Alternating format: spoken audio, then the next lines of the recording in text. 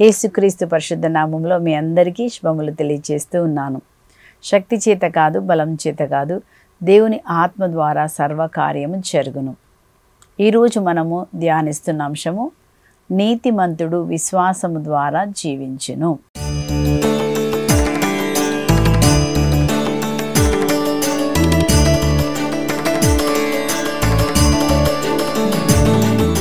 మనకి వాక్యం ఏమని నేర్పిస్తుందంటే మనము విశ్వాసము ద్వారా జీవించాలి. అంటే అర్థం ఏంటి అంటే ఏ పరిస్థితి ఎలా ఉన్నప్పటికీ నీవు అనేకమైన కఠిన పరిస్థితులు మీరు ఎదుర్కొంటుండొచ్చు కదండి. అనారోగ్యం వచ్చినప్పుడు ఏం చేయాలో అర్థం కాదు. అప్పుడు కూడా మనం ఏం చేయాలంట? విశ్వాసం ఉంచాలంట.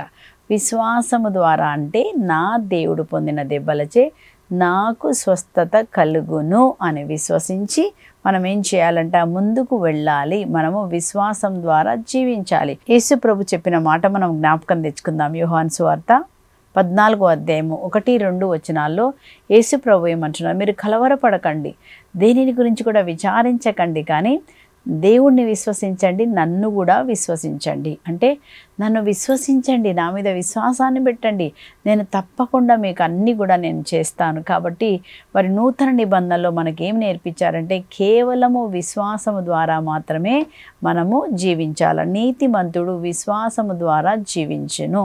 మనం చూస్తున్నామండి, మన పరిస్థితుల్లో ఏం మాట్లాడాలి? విశ్వాసము ద్వారా మనము జీవించగలము.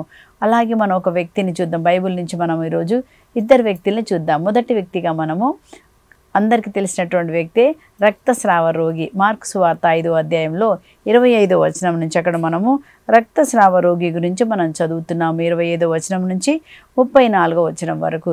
ఇక్కడ ఏమేం చూస్తున్నామంటే ఆమెకు కూడా మనలాగే ఒక సమస్య, 12 సంవత్సరాల నుంచి ఒక రోగంతో బాధపడుతుంది. రక్తస్రావ రోగంతో ఎన్ని సంవత్సరాలండి? 12 సంవత్సరాల నుంచి బాధపడుతుందంట.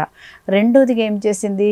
ఎంతోమంది వైద్యులు, అంటే ఒక్క డాక్టర్ కాదు, ఈ డాక్టరు ఆ డాక్టరు మనకు కూడా చెప్తారు. తగినప్పుడు అలోపతి మందు వాడు, అది తగ్గపోతే ఆయుర్వేద వాడు, లేకపోతే అది తగ్గపోతే ఇంకా ఏదో ఒకటి కదండి. ఈ విధంగా ఏం చేస్తుంటాం? మనము మందులు మారుస్తుంటాము, డాక్టర్లు మారుస్తుంటాము. ఈమె కూడా మందులు మార్చింది, డాక్టర్లు మార్చింది, అయినా తగ్గలేదు. రెండోదిగా మనం చూస్తున్నాము, డబ్బంతా వెళ్ళిపోయిందంట. అన్ని డబ్బులు ఎన్ని పెట్టిందో మనకు తెలియదు. మనకు తెలుసు ఒకసారి మనకి బాగలేదంటే డాక్టర్ దగ్గరికి వెళ్తే హాస్పిటల్ ఒక 10 రోజులు ఉంటేనే డెఫినెట్గా మనకు 2-3 లక్షలు వేస్తారు కదండి. అయినా తగ్గలేదు. 2-3 లక్షలు పెట్టినా తగ్గలేదు. ఇంకొక మందు వాడింది, ఆయుర్వేద మందు వాడింది, తగ్గలేదు. మేబీ హోమియోపతిక్ మందు వాడింది, తగ్గలేదు. చూడండి, ఇట్లాంటి ఒక పరిస్థితిలో ఈమె చేసిన చూడండి విశ్వాసము ద్వారా జీవించిన ఆ పరిస్థితిలో, ఏ దిక్కుతోచని పరిస్థితిలో ఆమె యేసు గురించి విని ఏం చేసిందంటండి? యేసే గురించి ఇప్పుడు విని ఏమంటుంది? నేను ఆయన వస్త్రమును తాకినంత మాత్రమున స్వస్థత పొందుతాను. ఇప్పుడు వచ్చిందండి ఆమెకు విశ్వాసం. ఏమనుకుంటుందంటే ఇన్ని డాక్టర్లకు వెళ్ళాను, తగ్గలేదు, ఎన్ని మందులు వాడాను, ఎంత డబ్బు ఖర్చు చేశాను, తగ్గలేదు. కానీ ఇప్పుడు ఆమె చెప్తున్న మాట 28వ వచనంలో 5వ అధ్యాయం 28వ వచనంలో చెప్తుంది, ఆయన వస్త్రంలోను తాకినంత మాత్రం నాకు స్వస్థత కలుగుతుందని ఇంటిలోనే తలంచిందంటండి. తలంచి ఏమని తలస్తుంది? నేను తాకితే చాలు, నాకు స్వస్థత, తాకితే చాలు. ఆ విశ్వాసం చూడండి, తన విశ్వాసం ఎలా పెరిగింది? తన నోటితో చాలాసార్లు చెప్పుకుందంట, ఆయన తాకితే చాలు స్వస్థత, తాకితే చాలు స్వస్థత. మనం కూడా అట్లాగే అనుకోవాలా. ఈరోజు నేను ప్రార్థనకి వెళ్తున్నాను, వెళ్తే చాలు నాకు స్వస్థత జరుగుతుంది, నేను యేసయ్యను ఆశ్రయిస్తున్నాను, నాకు తప్పకుండా దేవుడు చేస్తారు, నా నిగ్రహ శక్తికి మించి మనల్ని శోధించబడనియ్యాడు కదా. 1 కొరింథీ 10వ అధ్యాయం 13వ వచనంలో ఏమని చదువుతున్నాం? మీ నిగ్రహ శక్తికి మించి నేను మిమ్మల్ని శోధించబడనియ్యాను, బయటపడే మార్గం నేనే చూపిస్తాను, నమ్మదగిన దేవుడు. అంతేకాదు, కష్టం వచ్చినప్పుడు అంట భరించే శక్తిని ఒసగి బయటపడే మార్గం మీ కొరకు ఆయన ఏర్పరిచే ఉందంట. నీ కొరకు బయటపడే మార్గం ఆల్రెడీ ఉంది. మనం ప్రార్థన చేసినప్పుడు దేవుడు దాన్ని చూపిస్తాడు. ఈ స్త్రీ కూడా బయటపడే మార్గం లేదు, కానీ ఇక్కడ ఏం చూస్తుందండి? ఆమె విశ్వాసము ద్వారా నేను తాకితే చాలు నేను స్వస్థత అవుతానని ఆమె కోసం ఉంచిన మార్గం చూడండి. ఆమె ఏ విధంగా అలాగ తలంచి వచ్చి తాకినప్పుడు ఏం జరిగిందంటండి? అక్కడ మనం చూస్తున్న వెంటనే ఆమె రక్తస్రావం నిలిచిపోయెను. ఆమె తన శరీరంలో ఆ జబ్బు నుండి స్వస్థత పొందినట్లు గుర్తించెను. చూసారా? నీ విశ్వాసము ద్వారా మనకి స్వస్థత కలుగుతుంది. విశ్వాసం ఏం చేస్తుందంటే యేసయ్యలో ఉన్న స్వస్థత నీలోకి ప్రవహించడానికి మన నోటి ద్వారా చెప్పిన మాట తలంపుల్లో నోటితో మనం చెప్పాలి.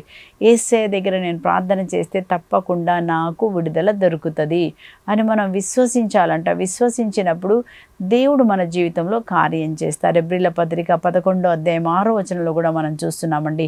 అక్కడ మనం ఏం చూస్తున్నాము? దేవుడి దగ్గరికి వచ్చేవారు దేవుడు ఉన్నారని, తన దగ్గరికి వెతికిన ప్రతి ఒక్కరికి ఆయన జవాబిస్తారు అని విశ్వసించి రావాలంట. ఎక్కడ విశ్వసించాలి చెప్పండి? మనం ఇంట్లోనే విశ్వసించాలా. ఏమని విశ్వసించాలా? ఎబ్రీల పత్రిక 11:6లో ఏం నేర్పిస్తున్నారంటే మనకి, విశ్వాసరహితుడు ఏ మానవుడు దేవుణ్ణి సంతోషపెట్టలేడు, కానీ దేవుని చేరవచ్చు ప్రతి వ్యక్తి, దేవుని దగ్గరకు వచ్చే ప్రతి వ్యక్తి, వాక్యాన్ని వింటున్న ప్రతి వ్యక్తి దేవుడు ఉన్నాడని, తనకై వెదుకువారికి ఆయన తప్పకుండా ప్రతిఫలం ఇచ్చును. వెతికిన ప్రతి ఒక్కరికి ఆయన ప్రతిఫలం ఇస్తాడు. ప్రార్థించిన ప్రతి ఒక్కరికి ఆయన తలుపు తెరుస్తాడు కదా. తట్టిన వారికి తెరవబడును, వెతికిన వారికి తెరవబడును, అడిగిన వారికి ఇవ్వబడును. తప్పకుండా ఇస్తారని దేవుని వాగ్దానం ఉంది కనుక తప్పకుండా మనకిస్తుంది. కాకపోతే అది కొంతమందికి వెంటనే జరగవచ్చు, ఇంకా కొంతమందికి కొంచెం లేట్ కావచ్చు. అయినప్పటికీ మీరు నిరీక్షణతో దేవుని దగ్గర వేచి ఉన్నప్పుడు తప్పకుండా, వేచి ఉన్న వారికి తప్పకుండా ఆయన దొరుకుతాడు. వేచి ఉన్న వారికి దొరుకుతాడని మనం విశ్వసించి మనం ఉన్నప్పుడు దేవుడు మన జీవితంలో కార్యం చేస్తారని మనం చూస్తున్నామండి. కాబట్టి అలాంటి విశ్వాసంతో, విశ్వాసము ద్వారా నీతిమంతుడు విశ్వాసము ద్వారా జీవించును. మనకు అన్ని పరిస్థితులు వస్తాయి. ఇట్లాంటి పరిస్థితుల్లో మనం ఎలా ఉండాలి అంటే, మనము దేవుని యొక్క నోటి మాటను పలుకుతూ, ఆ వాగ్దానాన్ని ఎత్తిపట్టుకొని పలుకుతూ రోజు రోజు విశ్వాసంలో దృఢపడాల. మనకు కష్టం ఉంటుంది, అందరికీ వస్తుంది. కొంతమందికి రోగాలు, కొంతమందికి అప్పు సమస్య, పిల్లల సమస్య, లేని వాళ్ళంటూ ఎవరు లేరు. ముఖ్యంగా ఈ కాలంలో అందరికీ సమస్యలే కదా. డబ్బు ఉంటే సమాధానం లేదు, డబ్బు ఉండొచ్చు, ఆరోగ్యం లేదు ఇంటిలో కదండి, మనశ్శాంతి లేదు, ఏదో ఒకటి ఉంది కదా. మరి ఇలాంటి పరిస్థితులు ఎలా ఎదుర్కొంటాము? ఇలాంటి పరిస్థితుల్లో భయపడే పరిస్థితులు, రోగ పరిస్థితులు, దుఃఖ పరిస్థితులు, ఇలాంటి పరిస్థితుల్లో మనకు ఒకటే ఒకటి ఆధారం ఏంటంట, మనం విశ్వాసముతో మన దేవుని మీద విశ్వాసపు మాటలు మాట్లాడి మనం ప్రతి పరిస్థితిని జయించాలా. నువ్వే జయించాలా, ఇంకెవరో కాదండి, మనమే జయించాలంట. విశ్వాసపు మాటలతో నువ్వు పోరాటం చేసి నీ పరిస్థితిని మనము జయించాలి. విశ్వాసము ద్వారా నీతిమంతుడు జీవించును. నీ విశ్వాసమును కాపాడుకో కదా అంటాడు తిమోతితో పౌలు గారు. నీ విశ్వాసం కాపాడుకో, మంచి పోరాటం పోరాడు. కష్టం ఉంటుంది, కరెక్టే. విశ్వాసంతో మాటలు మాట్లాడు, దేవుని వాక్యమును నోటితో పలికి నువ్వు గట్టిగా పోరాడి జయించు. అంతమంది చెప్తారు జరగదని, కానీ నువ్వు చెప్పాలా, నా దేవునికి అంతా సాధ్యమే అని. ఆ విశ్వాసపు మాట, దేవుని మాటను నోటితో పలుకుతూ మనం ప్రతి పరిస్థితిని జయించాలి. అప్పుడు మాత్రమే దేవుడు మన జీవితంలో కార్యం చేస్తారని మనం చూస్తున్నాం. రెండో వ్యక్తిని మనం చూద్దాం. ఎవరు? అబ్రహాము కదండి. అబ్రహాముకే ఏమని పేరు పెట్టారు? విశ్వాసులకు తండ్రి కదా. ఆయనకి ఆ విశ్వాసులకు తండ్రి అని ఎందుకు పేరు పెట్టారంటే, ఇక్కడ మనం చూస్తున్నాము రోమాపత్రికలో 4వ అధ్యాయం 18లో వచ్చిన అక్కడ మనం ఏం చదువుతున్నామంటే, నిరీక్షణకు ఆధారం లేనప్పుడే విశ్వసించి నిరీక్షించాడంట. నిరీక్షణకు ఆధారమే లేనప్పుడు అంటే ఏంటంటే, ఏ పరిస్థితిలోనూ ఇంకా రోగము తగ్గదు, చచ్చిపోతావని చెప్తే నిరీక్షణ లేని పరిస్థితి కదండి.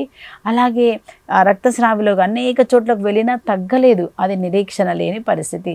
ఎంత చేసినా అప్పు సమస్య పోవడం లేదు కదా.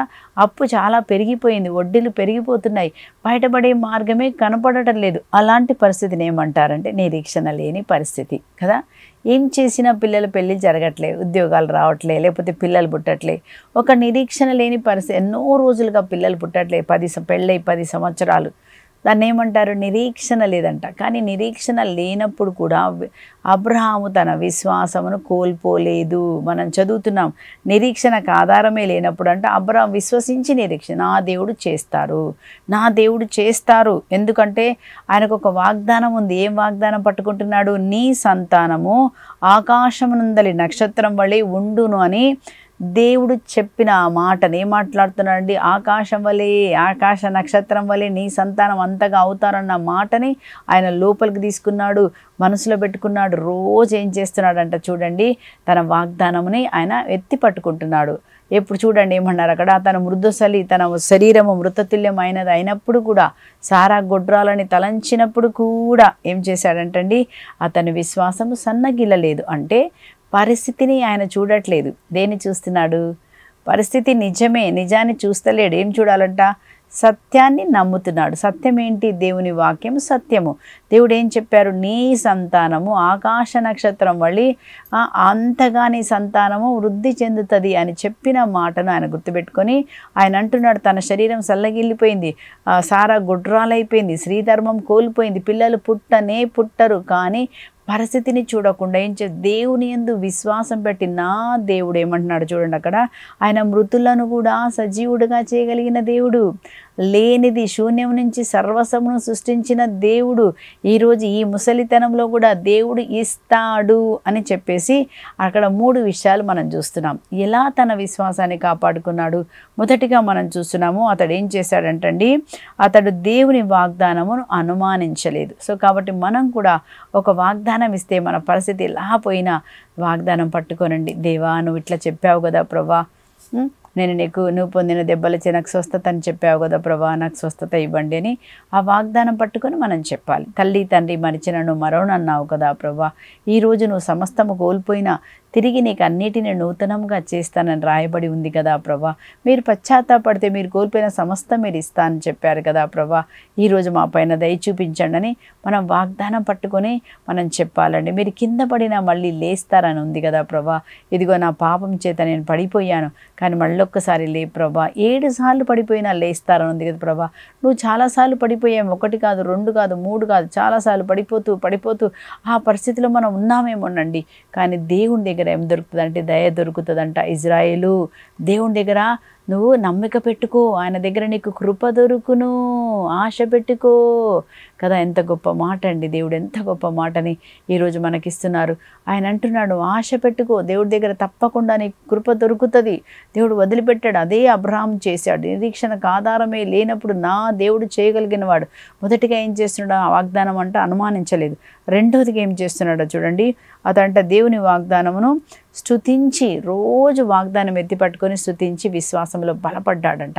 నా దేవుడు వాగ్దానం ఇచ్చి నెరవేర్పగల శక్తిమంతుడు, నా దేవుడు చేయగలవాడు, ఇస్తాడు. శూన్యం నుంచి సర్వసము చేయగలిగిన దేవుడు, మృతులను కూడా సజీవులుగా లేపగలిగిన దేవుడు, నా దేవుడు నా మాటను తప్పకుండా నిలబెడతాడు అని వాగ్దానం పట్టుకొని రోజు స్తుతించాడంట. అలాగే దేవుడు మనకిచ్చిన ప్రతి వాగ్దానం ఎత్తి పట్టుకొని దేవునికి చెప్పాలా, ప్రభా మీరు ఇలా నా కుటుంబానికి ఇచ్చారు కదా ప్రభా, నేను నీ పిల్లలను రక్షిస్తాను, వారిని బోధిస్తాను, వాళ్ళు తప్పు చేసినా శిక్షిస్తాను, కానీ వాళ్ళు మిమ్మల్ని వదిలిపెట్టనని చెప్పారు కదా ప్రభా, నా బలము ఎల్లవేళలా నీకు తోడుగా ఉంటుందని చెప్పారు, నా బలహీనతలో నీ బలం చాలని చెప్పారు, నేను విడవను అని చెప్పిన దేవా, ఈ వాగ్దానాలన్నీ బట్టి ప్రభా ఈరోజు నన్ను జ్ఞాపకం చేసుకోమని మనం వాగ్దానం ఎత్తిపట్టి దేవునికి జ్ఞాపకం చేస్తే దేవుడు ఏం చేస్తారంటండి, మనల్ని ఆయన జ్ఞాపకం చేసుకుంటారు. దేని బట్టి?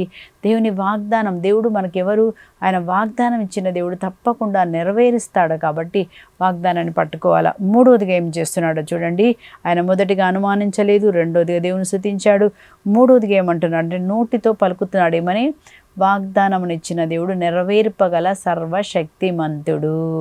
మనం కూడా నోటితో పలకాల, నా దేవుడు వాగ్దానం ఇచ్చిన దేవుడు నెరవేర్పగల సర్వశక్తిమంతుడు, నెరవేర్పగల సర్వశక్తిమంతుడని ఆయన అంట. అలాగ స్తుతించినప్పుడు దేవుడు అతని విశ్వాసాన్ని గణపరిచారు. అప్పుడు ఏం చూస్తున్నామండి మనము? దేవుడు మరి ఆయన వాగ్దానం ప్రకారం దేవుడానికి ఎవరిని అనుగ్రహించారు? ఈసాకుని కదా.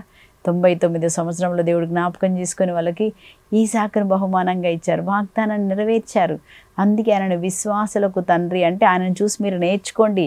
ఎవరెవరు నిరీక్షిస్తున్నారో ఆయనలాగా అంతగా 100 సంవత్సరాలు 75 సంవత్సరంలో చెప్పిన 25 సంవత్సరాలు ఒక వాగ్దానం కొరకు ఆయన వేచి ఉన్నాడు, వాగ్దానం పొందుకున్నాడు కదా. అబ్రాహాం అంత విశ్వాసాన్ని కలిగి ఉన్నాడండి. అలాగే మనం చూస్తాం ఆదికాండం 22వ అధ్యాయంలో కూడా అప్పుడు ఎప్పుడైతే ఈసాకును బలివ్వమన్నప్పుడు ఏం మాట్లాడుతున్నాడు? విశ్వాసంతో అలా పనులతో చెప్తాడు. ఏమంటాడంటే, ఇదిగో మేము పైకి పోయి దేవునికి మా మొక్కు చెల్లించుకొని మేమిద్దరం మళ్ళీ తిరిగి వస్తాము. చూడండి మాట, మేము మళ్ళీ తిరిగి వస్తాం. అతనికి తెలుసు ఈసాకుని బలిగా అర్పించమన్నాడు, పైకి పోతున్నాను, నా కొడుకు చనిపోతాడు, కానీ ఈయన అట్లా మాట్లాడలేడండి. ఏమంటున్నాడు?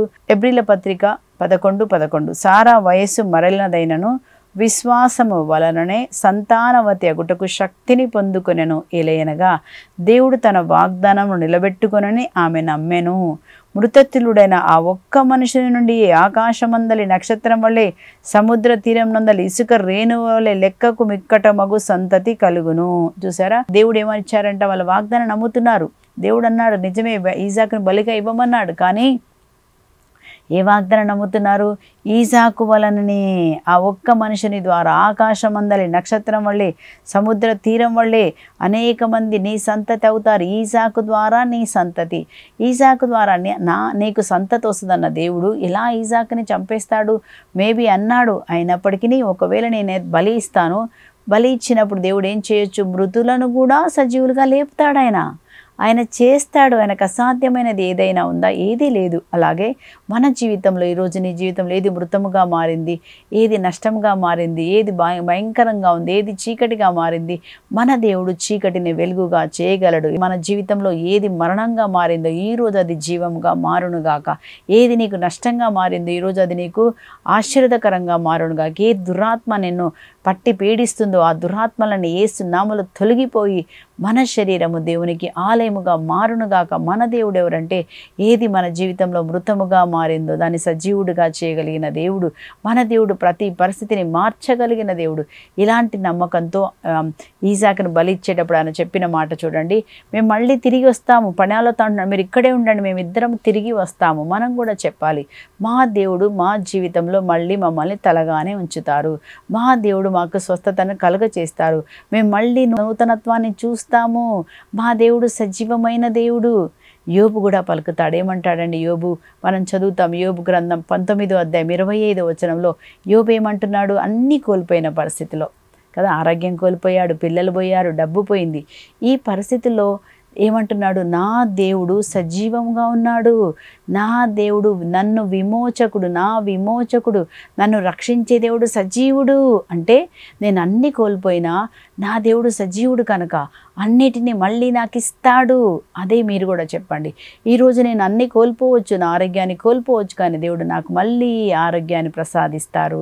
ఆ ప్రార్థనా జీవితాన్ని కోల్పోయాను, కానీ దేవుడు మళ్ళీ నా ప్రార్థనా జీవితాన్ని కడతారు, నన్ను మన్నిస్తాడు. అలాగే చెప్పాలి, ఏసే రక్తం మనల్ని శుద్ధి చేస్తుంది. దేవుడు రక్తంతో శుద్ధి చేసి మన పాపాలన్నీ తొలగించి మనం పశ్చాత్తాపడాలి. ఒకటి దేవా నేను ఈ విధంగా కోల్పోయాను. అవిశ్వాసపు మాటలు మాట్లాడామా, దుఃఖ మాటలు మాట్లాడామా, కోపం మాటలు మాట్లాడామా, ఉండొచ్చు. అన్నిటిని బట్టి క్షమాపణ అడగండి. దేవా నేను తెలియకుండా నా నోటితో అవిశ్వాసపు మాటలు నా మీద, నా పిల్లల మీద మాట్లాడా, నన్ను మన్నించండి దేవా. ఈరోజు అబ్రాహాము చూసిన దీవెన నేను కూడా చూస్తాను. నేను కూడా ప్రభా నీ వాగ్దానం నా పట్ల, నా పిల్లల పట్ల నెరవేరుతుంది. మేము దీవెనకరంగానే ఉంటాము. మా ప్రార్థనలన్నీ ఆలకించే దేవుడవు నీవు, మా ప్రార్థనకి జవాబిస్తావు ప్రభా అని మనం కూడా నోటితో పలికినప్పుడు దేవుని కార్యాలు మన జీవితంలో ఆయన చేస్తారు. కనుక నీతిమంతుడు విశ్వాసము ద్వారా జీవించును. కనుక మనం ఏం పలకాలి? నోటితోటి విశ్వాసపు మాటలు పలకాలి.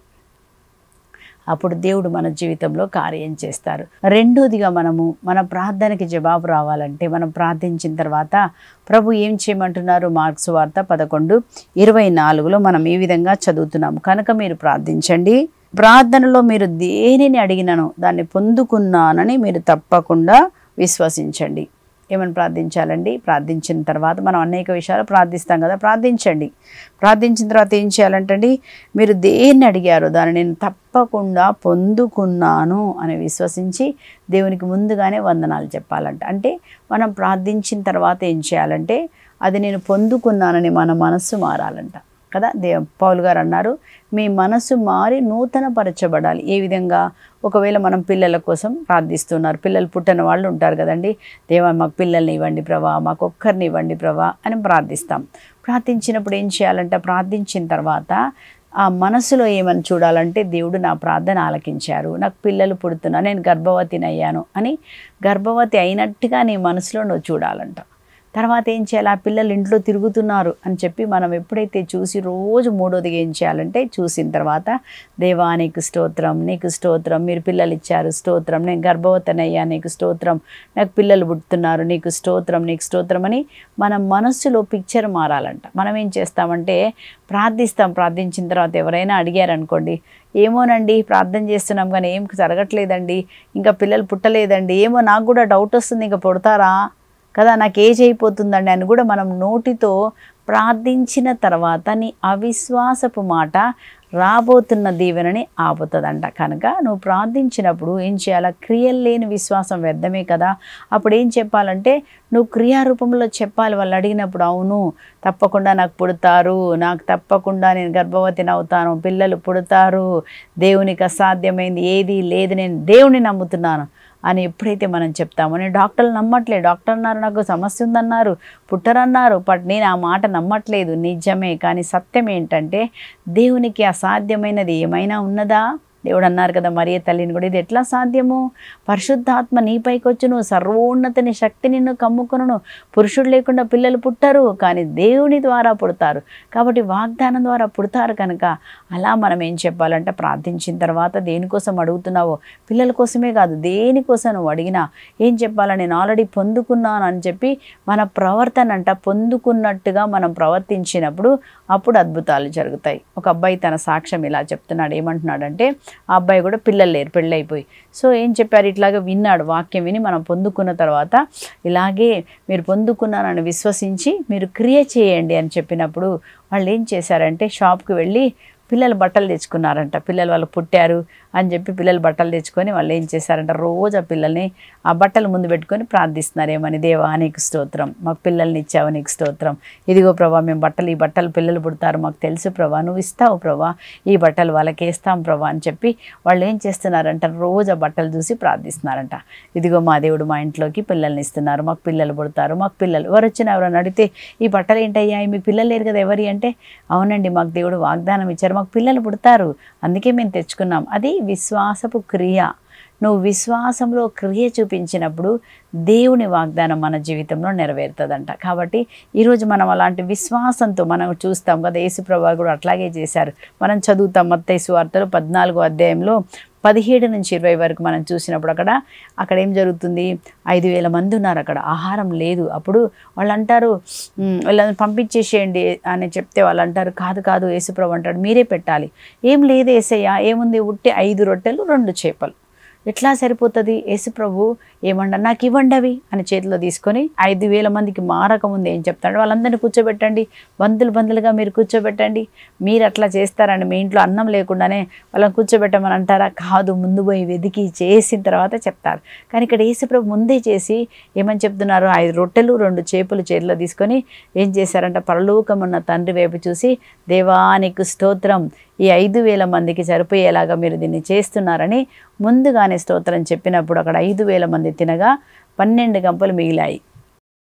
ఆ విధంగా నీతిమంతుడు విశ్వాసము ద్వారా మనం జీవించాలి, డబ్బు ద్వారా కాదండి, విశ్వాసము ద్వారా. విశ్వాసమే మనకు జయం, విశ్వాసం ద్వారా అన్ని సాధ్యమే. ప్రార్థించుకుందాం. స్తోత్రం పరిశుద్ధమైన తండ్రి, మీకు వేలాది కోట్ల స్తోత్రాలు. నీతిమంతుడు విశ్వాసం ద్వారా జీవించిన ఈరోజు ప్రభా మేమందరం నీ వైపు చూస్తున్నాం. నమ్ముట నీ వలన అయితే నమ్మువానికి సమస్తము సాధ్యమే అన్నారు, అసాధ్యం ఏది లేదన్నారు. మేము నమ్ముతున్నాం ప్రభా. ఈరోజు మా జీవితంలో ఉన్న అవిశ్వాసాన్ని తొలగించి ప్రభా మేము ఏదైతే ప్రార్థన చేసి ఉన్నామో మేము పొందుకున్నామని విశ్వసించి మీకు ముందుగానే కృతజ్ఞతాస్తుతులు మేము తెలియజేసి మాకు ఆరోగ్యం ఇస్తున్నారు, మీకు వందనాలేసయ్య. ఆర్థిక అభివృద్ధిని మీరు ఇస్తున్నారు, వందనాలేసయ్య. పరిశుద్ధతను మీరు ఇస్తున్నారు, వందనాలేసయ్య. పడిపోయిన మా బిడ్డలు లేచి ప్రభా నీ మందు అన్ని విషయాలు తలగా ఉంటున్నారు, మేము నమ్ముతున్నాం. మీకు స్తోత్రం, నువ్వు చేయగలవు, నీకు అసాధ్యమైంది ఏది లేదు ప్రభా, నీకు సర్వము సాధ్యమే.